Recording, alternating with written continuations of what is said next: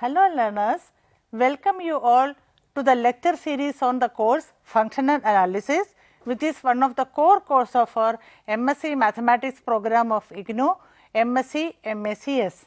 I am Professor Sujata Verma, Faculty of Mathematics, IGNOU, who is coordinating this course on functional analysis. We will start this lecture series by a talk by eminent mathematician Dr. Shravan Kumar, who is from IIT, Indian Institute of Technology, Delhi, and he will introduce you first to the norm linear spaces and some basic properties. Hello learners, you know that this is a series of lectures on functional analysis. Today we are going to introduce the concept of norm linear spaces. Let us start. So, let me begin with the definition. Right. So, a norm linear space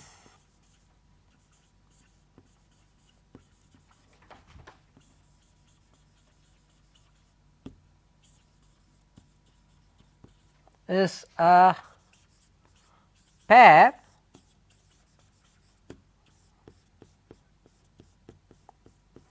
where X is a vector space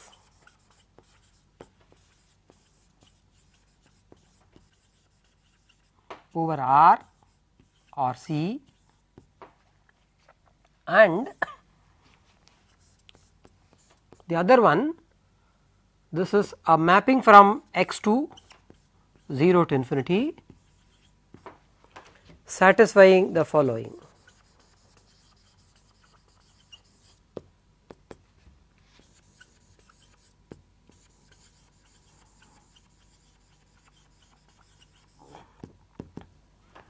First one, norm of x. So, this function what we have written, this is usually called as what is known as the norm, right. So, it should have the following properties, that it should always be, well, by definition it is greater than or equal to 0. So, I will say that this is equal to 0 if and only if x equal to 0.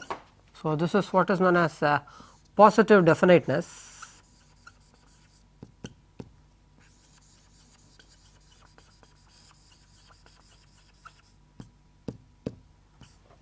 Second one, norm of lambda x should be equal to mod lambda times norm x. So, this property is known as homogeneous or homogeneity, and the last one, what is known as norm of x plus y, because it is a vector space you can add two elements. So, norm of x plus y should be less than or equal to norm x plus norm y, and this should hold whatever we have written, this should hold for all x in x y from the vector space x and lambda from the scalar, right. So, we will write, so instead of writing it as R or C, we will write it as K. Well, so let me make a remark here at this stage. The remark is that, so throughout we are going to use only the space of complex numbers. So, throughout x will always denote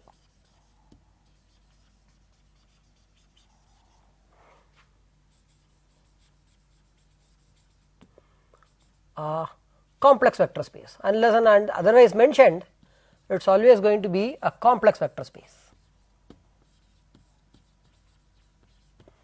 So, unless and until we are using real vector space, will not mention whether it is complex or not, but it should be understood that it is a complex vector space, right. So, before we proceed further with examples and all those, let us look at some of the quick properties or quick remarks or quick observations.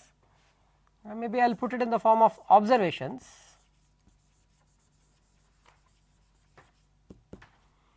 First one is that if you have a non-linear space, then you define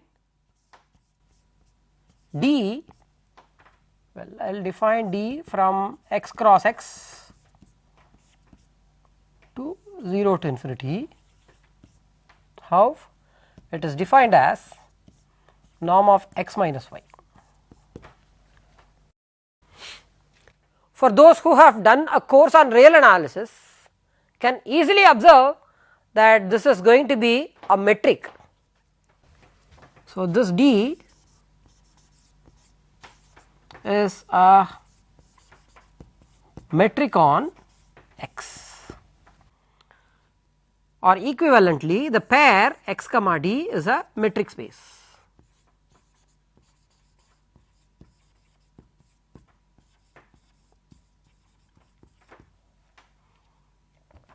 So, one may be wondering that what does this last one mean, that if you actually look into the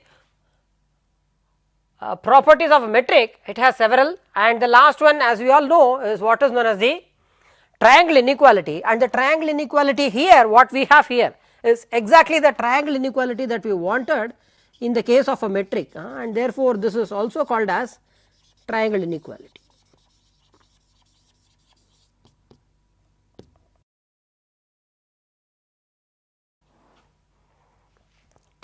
So, once you have a metric, we can speak about, so one can speak about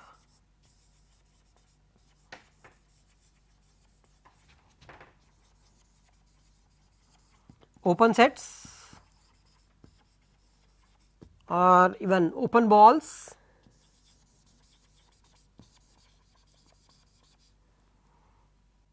and all notions related to a metric space. Right. You can even speak about convergence of a sequence, continuity, and all those things. Right. So, the first question is that do we have an example? Can we speak about some continuous functions? The answer is yes, and in fact, the second observation will give us a simple example.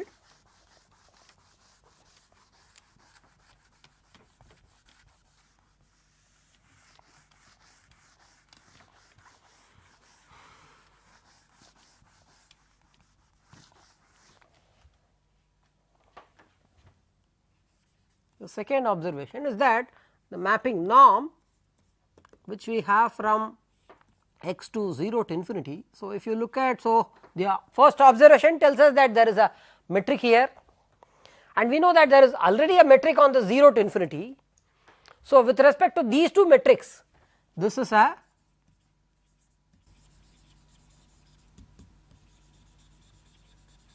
continuous map. The proof is not a difficult one. The proof runs as follows. So, before we go to the proof that this is a continuous map, let us first claim something else. The first claim is that norm satisfies the following claim, that is modulus of norm x minus norm y is less than or equal to norm x minus y for all x y in x. Right. So, how are we going to prove this? The proof is quite easy. So, let us fix first, let us fix let us in fact choose x and y from x, and then we are going to make use of the triangle inequality. Observe that norm x which is equal to norm x minus y plus y. Now, use the triangle inequality. If you use, this is going to be less than or equal to norm x minus y plus norm x norm y. So, let me bring this norm y to the other end. So, that will give us that norm x minus norm y is less than or equal to norm x minus y. So, if you notice this inequality, this is symmetric in x and y, because norm of x minus y is same as norm of y minus x. So, replacing or interchanging, the right term that I should use is interchanging.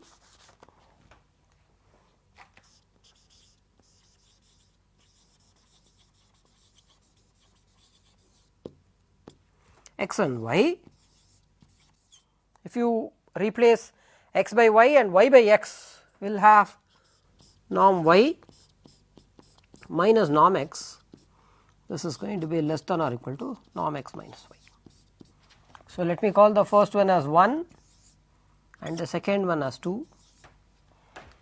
So, if you combine these two, so 1 and 2 together will imply that modulus of norm x minus norm y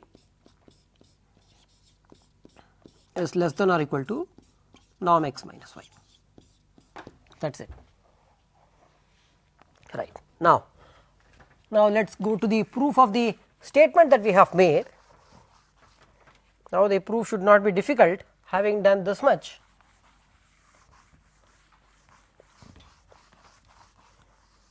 So, how does one prove that a function is continuous? What we are going to do, our approach is something that is based on sequences. So, let x n be a sequence in x such that x n converges to x. Right. So, now we will have to show that norm x n converges to norm x.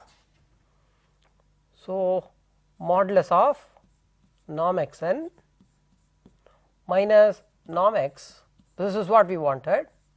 So, we will have to show that this goes to 0, right. So, if you use the above inequality, then this is less than or equal to norm x n minus x, right.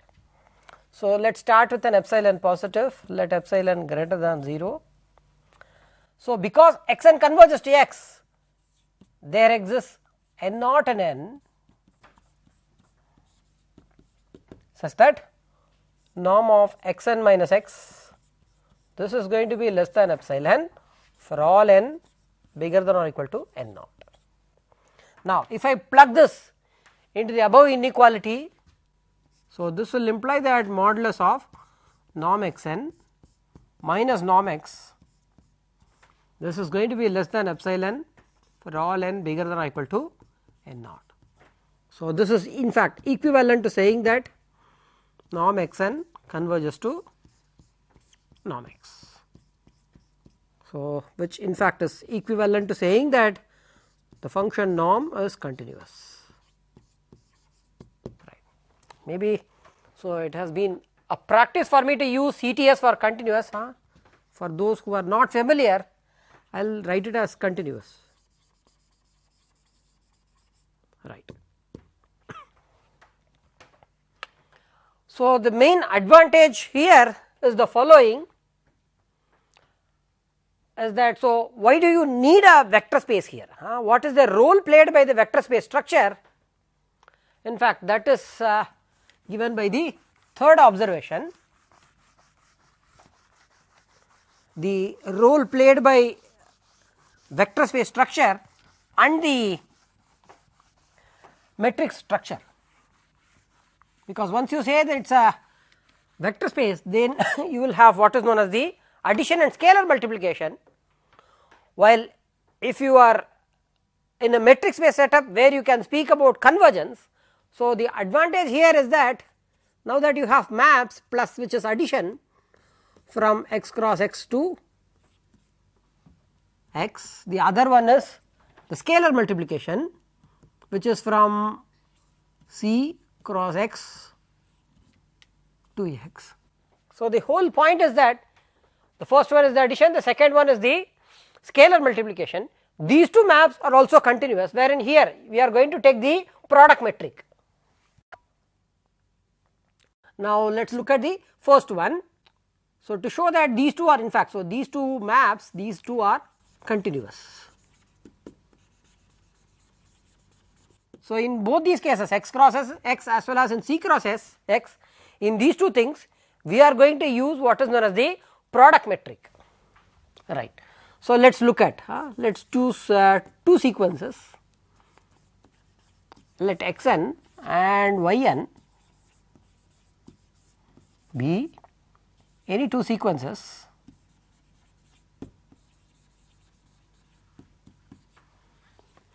from x such that x n converges to x and y n converges to y. So, the claim is that the sequence x n plus y n converges to x plus y. Yes. So, how are we going to show this? So, let us begin with, so as usual let us begin with an epsilon positive, let epsilon greater than 0. Then so there exists n 1 in n such that norm of x n minus x, this is less than epsilon by 2 for all n bigger than or equal to n 1, and similarly we have y n converging to y, therefore, there exists n 2 in n such that norm of y n minus y,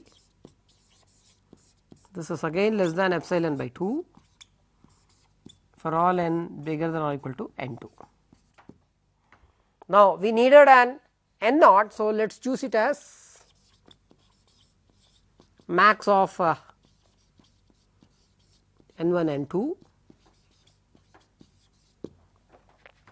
So, now we will have to show that x n plus y n converges to x plus y.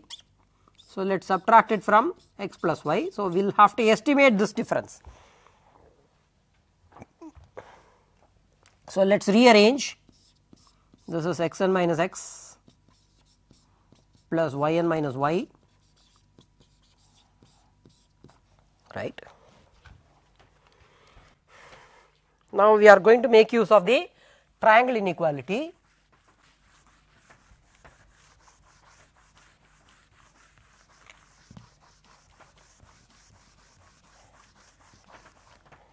So, if you make use of the triangle inequality, this will be less than or equal to norm x n minus x plus norm y n minus y, and both are less than epsilon by 2, which is equal to epsilon, and we are done.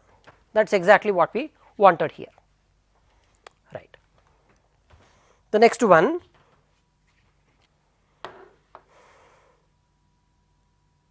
well, having said all these things, these three observations, let us move on to some examples.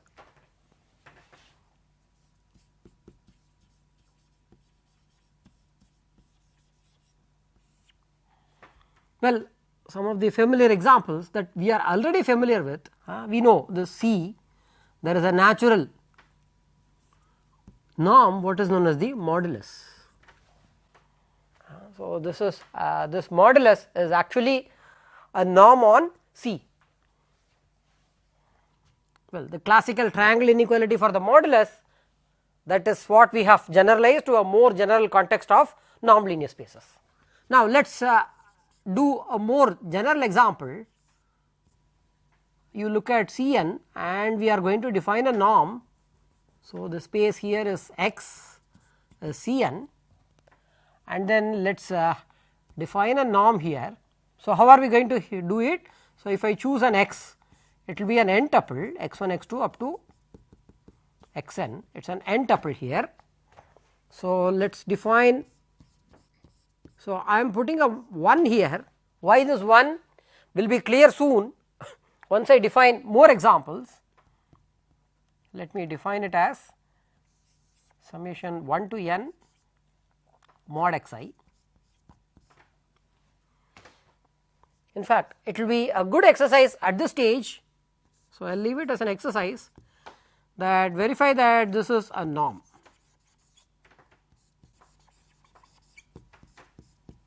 This is one norm, whatever we have, this is a norm on C n. The next one. So, natural question is that do we have only one norm here? No, and there are in fact several norms. Let me choose same C x to be Cn.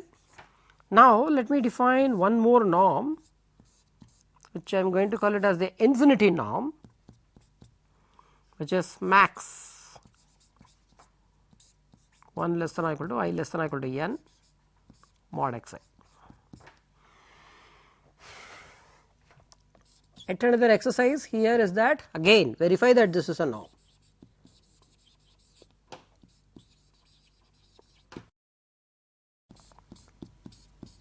Infinity is a norm. Right. So, let us move further. Let us have some more examples.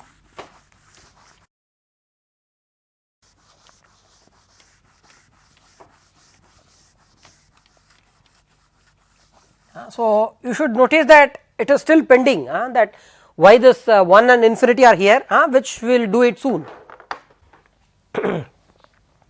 Fourth one,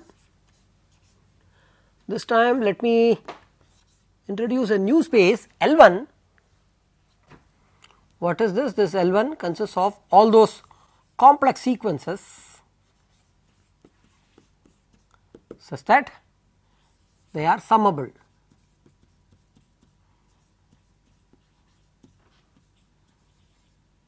Right.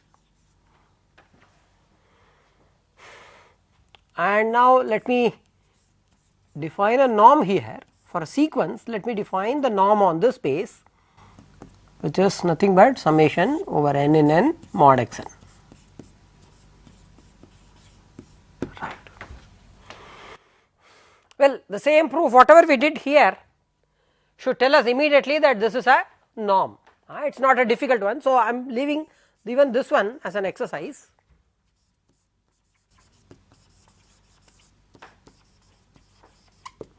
Verify that this is a 1 is a norm on L1.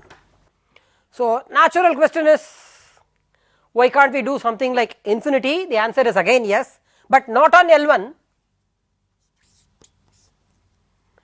Here we will have a different space, what is known as L infinity.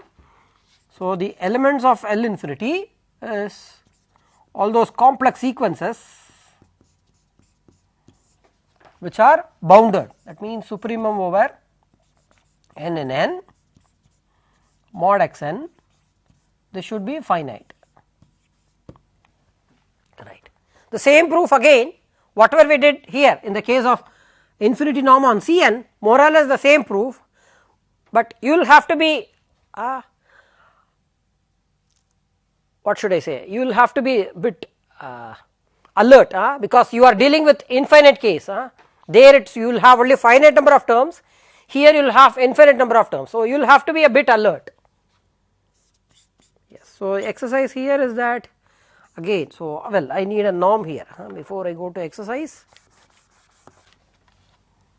So, define a norm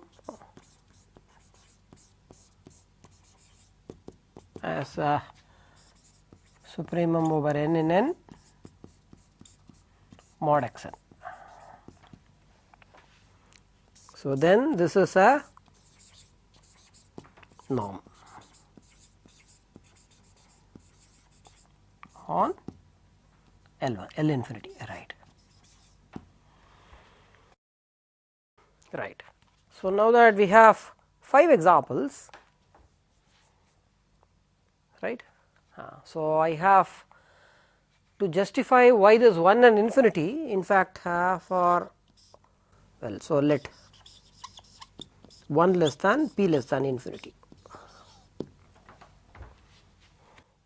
So, as usual we are going to look at, so I will introduce only, so I will do things fully for Cn and I leave it as an exercise to do it for Lp, because it is more or less the same proof, right. So, what we are going to do is that we are going to look at Cn, but with a different norm.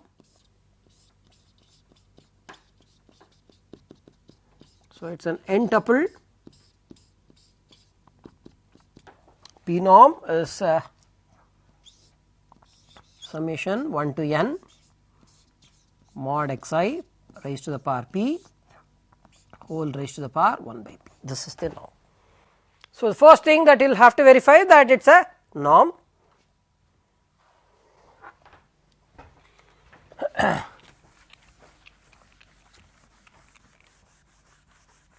So, in order to verify this, the most difficult one is what is known as the triangle inequality. So, in order to prove the triangle inequality, what we need is, so we will begin with an inequality, what is known as the Young's inequality, which is a fundamental inequality from calculus.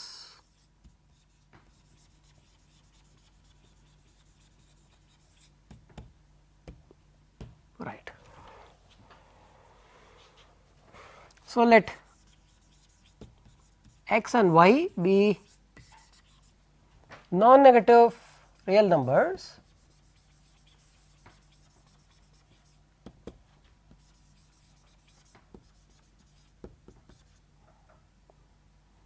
and 1 less than p comma q less than infinity, such that 1 upon p plus 1 upon q is 1.